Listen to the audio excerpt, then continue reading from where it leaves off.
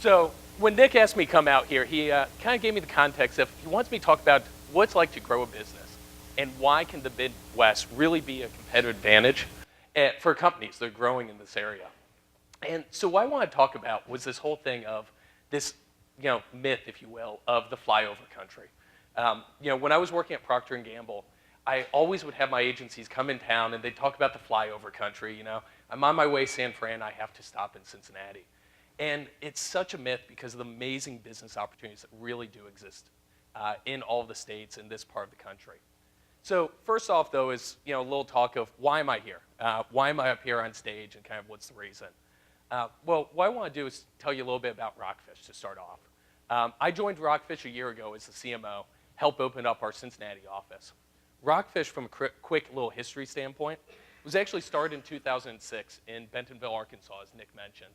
And, of course, Bentonville, Walmart country. Walmart and Sam's Club were some of our first clients. But we were an agency that quickly expanded beyond that. And we expanded because of the opportunities others, frankly, weren't seeing, because they weren't here, they didn't have the proximity. In 2008, the agency was actually named the inaugural Small Agency of the Year by Ad Age. It was the first time that award had ever been given out, so it's something we were quite proud of. And then the next year, we were named #3 digital agency in the country. And of course, the headline was, how is there a digital agency in Arkansas that's one of the top 10 in the country? But we continued to kind of prove the critics wrong. In 2010, we were actually named Agency of the Year for Web Design and Development by OMA and MediaPost. And then in 2011, we had quite some big news, actually just 5 weeks ago, when we sold to WPP, the world's largest advertising network. And we also launched 2 products, one called Coupon Factory and one called Rockfish Brand Ventures, where we actually do seed investments into startups in the country. And I tell you all that because it also leads to the great clients that we've had a chance to work with. Over the last 5 years, we've worked with brands like Sam's Club, Walmart, P&G, EA Sports, P.F. Chang's, and countless others. Massive leaders in their business. And we've done that all from the heartland. We've done that from our 3 offices in Bentonville, Dallas, and Cincinnati, and really created a world-class company working with world-class clients and partners. And the thing is, I would argue that our single biggest competitive advantage as we grew this agency and made it what it has become is our location. Because when you think about an agency and you think really what goes into any business, you have clients and you have talent. Without either of those 2 things, you're not going to have a dynamic business. And if you can have those and really make it a competitive advantage, you're going to grow to bounds and heights that you never thought possible. And our location, sitting in the heartland, sitting in the Midwest, is really what enabled us to do that. And I think gave us an unfair competitive advantage versus other competing organizations on the East Coast and the West Coast. So let's talk about clients for a second. Why does the Midwest give you a competitive advantage when it comes to clients? Well, the first thing when you think about it is that 1 out of 4 Fortune 500 companies are actually headquartered in the 6 states you call the Midwest. Or if I did math, 8 states that you call the Midwest. But that's an amazing advantage when you think about all of these different companies. Massive, massive businesses that we over-index. If you think about the population of the Midwest versus the rest of the country, it's not 25% of the US population. It's really about 1/7. But we over-index in these amazing, amazing companies. And it just so happens those companies also happen to be some of the biggest advertisers in the world and some of the biggest brands you'll find anywhere in the country. And that gives a real, real big advantage when you talk about any company that's going to be based around consumer marketing, consumer internet, or anything of the like. Personally, I don't think it's any mistake that you see companies like Grubhub and Groupon coming out of Chicago, or companies like TapMe that Rockfish Brand Ventures is involved with. And it's because they're consumer-facing businesses. They're being built by people that have grown up working around brands, working around companies that understand how do you take a consumer attention and turn it into a business opportunity. And that's something we need to take more advantage of. And it's about playing towards our strengths and playing to those companies that we really understand and we really know how to win with. The world's largest advertisers are a great way to do it. And that's one of the reasons Nick mentioned the brandery in my introductions. And actually some of our brandery companies are here in the audience today. It's based around the idea that you can create design-driven startups and consumer-driven startups. That it's about having some great engineers without a doubt, but it's about your point of differentiation being your brand and your marketing, your customer acquisition. It's about being a brand-driven startup Think Mint.com versus Wasabi. Mint was a brand-driven company. Wasabi was a product-driven company. One sold for 180 million, one went bankrupt. There's a big opportunity to think about that and think about the Midwest and our strengths and the fact that we're home to companies like P&G, ConAgra, General Mills, and the list goes on and on. The second big area of opportunity when you think about clients is the fact that the Midwest is really the home to retail. I think you could even make the case that retail was born and thrives in the Midwest in terms of the major companies out there. Just if you count the 20 largest retailers in the world, 9 of the 20 are based here in the Midwest. And that doesn't include number 1 on the list being Walmart, which I left out, just barely missed. Arkansas doesn't quite count. But that's amazing that almost 50% of the largest retailers out there are based here. And think about the advantages that creates for so many companies out there. As we think about the move to digital shopper marketing and all the opportunities that come out of that, as you think about consumer product startups and new businesses, having this home of retail really creates amazing opportunities to capitalize on. And we also have the fact that not only do we have the largest companies, but we also have a thriving retail environment. One of the stats I found when I was looking for different things about what could really be remarkable about retail here is you take Mall of America up in Minneapolis. If you combine the visitors at Mall of America, it's larger than combined attendance that you see at some of the largest tourist traps out there. That's how big of a retail destination it is. Who would have ever thought that a mall is actually a tourist destination? But it's because retail thrives here. You also have the fact of some companies like Kroger and Macy's are both based in Cincinnati. That's the U.S.'s largest grocery store and the U.S.'s largest department store are both based here in the Midwest. You also have Walgreens here in Chicago as the U.S.'s largest drugstore, also once again based in the Midwest. There's tons of retail opportunities. And at Rockfish, that's something we recognized. We recognized that understanding that type of retail would be an advantage for us. Because if you think about where a lot of other companies and other agencies were based, they're based in cities that an urban environment is vastly different than a typical retail environment. There's a reason Walmart wasn't in Chicago for so long and wasn't in New York. There's a reason a lot of the stores that are on that list are actually ones that thrive the best in suburban environments and thrive in cultures where it's a car-driven culture, not a mass transit culture. And that creates a lot of opportunities for brands and for agencies to think about and capitalize on. But if you have great clients, that's one thing. But what you also have to have is great talent.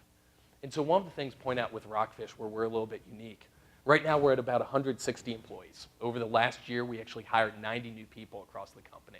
So growing at a tremendous clip. But for an agency, we have something a little bit different. And that's the fact that 1/3 of our employees are developers. 1/3 of our employees are hackers and have that mindset of building things and creating things. And that's one that, when we started off, a lot of people pushed on, well, can you have a technology company in the Midwest? Can you find that amount of talent? And the thing is, we found it, and more importantly, we've kept it. If you talk to most agencies and most technology companies out there, you go talk to a Google or a Facebook, they'll tell you how often their engineers are jumping to the next big thing, the next sexy thing that they can go be part of. At Rockfish, of our first 18 developer hires, 17 of them are still employees to this day. And that's something that's different about the Midwest, is I think that loyalty, when you create something great, people want to stay part of it. They're not looking for just the next thing. They're looking to build something that lasts and something that can be meaningful. Second thing when you talk about talent and the opportunities is that we have amazing talent from an entrepreneurial standpoint. All of the speakers before me talked about, how can we build a startup culture here? Well, the fact is, between the ages of 18 and 22, we've already got them. 8 of the top 25 entrepreneurial colleges are based here in the Midwest. And we think about all the amazing companies that are actually being started here by students when they're in college, and then we're losing them. For some reason, they're going off to San Fran, they're going off to New York. We've got them here, we just need to keep them. It's not about trying to attract new ones. It's about keeping and giving them the chances to really do what they can do great and what they dream about doing and what they aspire to do. The second thing is that they really shouldn't be leaving for talent in terms of engineering talent either. If we've got those entrepreneurs, we've also got the hackers that can build the things. 6 of the top 20 engineering schools are also based here in the Midwest. There's great engineering talent here. And if you think about the Dave McClure and his theory of a hacker, a hustler, and a designer for a startup, we've got the entrepreneurs, so we've got the hustlers. Here it shows that we've got the hackers as well. And then we also have amazing designers because of the agency culture, the advertising basis, and all of the consumer products that exist. So we've got the recipe for every single part of a startup, the hacker, the hustler, and the designer. And we just need to figure out how to capitalize, how to build them, how to support them, and how to have more things here. And with that, we also have an amazing amount of talent when it comes to what's called the creative class. So Richard Florida, this is a graph from his blog that he put together, and he defines the creative class as anybody that's in a creative field, and that could be marketing, advertising, the fine arts, being a designer, things of that nature. And it's amazing when you look at this map, look at the concentration, of course you see it on the East Coast, but look at the Midwest. Look at Ohio, Indiana, Michigan, Illinois, and look at the amazing concentration that we have for the creative class. We've got people that are dreamers, that are really creating amazing, amazing things. And it just needs to be capitalized on. We just need to leverage that and take advantage of that. We also have to take advantage of some of the other benefits that we have in the Midwest. Because we've got talent and we've got the ability to have great clients. But what are the other things that you need? Well, one of the benefits is that you don't have to live on a plane when you live in the Midwest. And that's a huge benefit when you think about anybody that's in business. We're sitting smack dab in the middle. And going to New York, going to San Fran, it actually is one of the easier things you can do. And you can actually drive. When I was backstage, Charlie O'Donnell said, well, did you just drive up from Cincinnati? And you can do that easily. That something like 60% of the US's population is within about a 7-hour drive of Chicago. That's an amazing thing to be able to take advantage of and be able to reach out to all of those clients, reach out to those people that are looking for that balance and don't want to have to disappear for an entire week and want to be able to do a day trip to do business and make it quick and make it easy. The other one, I say this somewhat jokingly, but it's true, and it's the work-life balance. There's an amazing thing about creating businesses here in the Midwest, that you can actually afford to have a life and a business at the same time, and that you can have those goals and live those aspirations and live those dreams. And then the final thing, and this is one that I think is a huge benefit when you think about the Midwest and think about our opportunities to grow agencies and to grow startups and to grow any kind of entrepreneurial endeavor, and it's the fact that oftentimes we're actually outside of the echo chamber. This is a big benefit when you think about creating a business, finding an opportunity. Oftentimes you can get stuck on the next shiny object. You can get ahead of the game of trying to create innovations that aren't quite there just yet. And the echo chamber is a danger. When you're in an environment when it's too much talk about the next big thing, you sometimes get ahead of yourself. And when you're operating, working with big brands, working with big companies, you need to think about what we call useful innovation. It's about innovation, it's about pushing the boundaries, but it's about making sure that it can actually be used and actually be leveraged. When we were at P&G, about 3.5, 4 years ago, it's when the first iPhone craze happened and everybody wanted an app. But what people forgot to ask the question of was the 35-year-old mom that Tide was trying to target. Did they actually have an iPhone? Or else were you just going to end up with the brand managers downloading this app and that was it? Innovation is important when you're outside the echo chamber because you can figure out what real people are going to use and how you can really create meaningful $100 million, if not billion-dollar businesses based on real people. And that's what we all aspire to. Whenever you're creating a business, it's about creating something that's going to be lasting. It's not about creating a flavor of the day or the latest shiny object, but it's about creating lasting businesses. And by being outside of that slush, it avoids that. And I think one of the things, when you look at the amazing businesses that often come out of the Midwest from an entrepreneurial standpoint or otherwise, it's because they had a chance to build businesses first and not get stuck up in the latest hype of having to do gamification or location-based or any other thing. They built businesses and then went to market. So with that, my quick 15 minutes are up. Thank you for the opportunity. And if you want to contact me, my email is up there as well as my Twitter. So thank you very much.